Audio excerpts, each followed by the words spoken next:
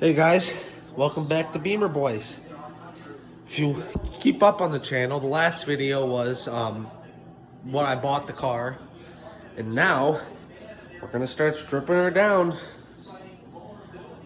I'm gonna take it as far down as I possibly can, and it's got to get done quick. But I'm going to take you guys along step by step. Sorry, I'm not feeling too good today. And no, I don't have the coronavirus. Just take you back step by step to disassembling the whole car. So that way you have an idea, and I'm going to sell the parts to try and get some money back from this whole project of these two cars. First, we're going to take the headlights out. This is my first time disassembling an E36 like completely. So we'll see what we can do. First thing is, we're going to take all these bolts out on all the headlights, both sides, and they are 8mm. I think we'll join along because this is my first time pulling them off. I believe take them out and it all should come off, and then the wiring's just left. And then we'll get back to it. So to pull the headlight out, you take all those 8mm bolts out, and if you look down here, the bolt is still in there. There's one there. And there'll be one on this side.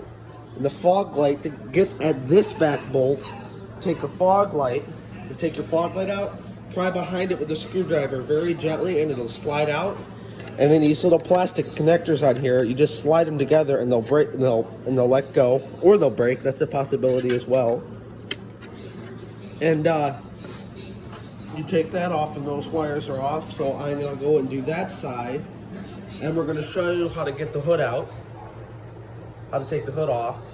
But first, to disconnect those wires, we're going to take the coolant tank out, and we are going to disconnect the wire that goes to the squirters on the windshield, disconnect that, and disconnect the power supply for that, something on the hood. And then we'll take the 4 8mm bolts off, and we will pull the hood off.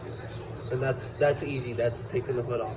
And then I'll get that other headlight out, and we'll continue ripping the front end off this thing. So in order to take the hood off, if you want to do it the right way, you don't snip the cord, but the cord goes all the way down there somewhere, and I don't feel like digging at that right now.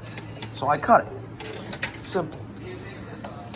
There is a device here that comes out with a 10mm on the bottom and a Phillips on the top.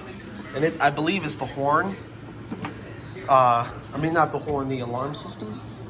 But to get that off, you need to just undo the electrical connectors. They're basically the same. And then pull the tank up. There's going to be a screw on the, that broke. There's going to be a screw right here. I don't know where that, well, what my parts thing. That you take that up and you just give it a quick tug and it'll come out. And that pulls out, then you take your 10mm bolts right here, right there, and right there, and the hood will come off. And we can set that aside for whatever we're going to do next or take off next. We got both the headlights out and the side marker lights, and that's a start. Next to come out is the radiator core support. We're going to have to deal with some crap because that bolt's rounded, hood's off. Set it on top of the car, on top of the foam. This bolt is rounded, so that's going to be a problem to come off. And then, what size are these bolts? 10mm bolts, 1, 2, 3, and then 1, 2, 3 on that side, and then another Torx bit on that side. And I believe this whole top core support should come off. We're going to go see what else we can get teared down because my phone's going to die, so we'll get back to it.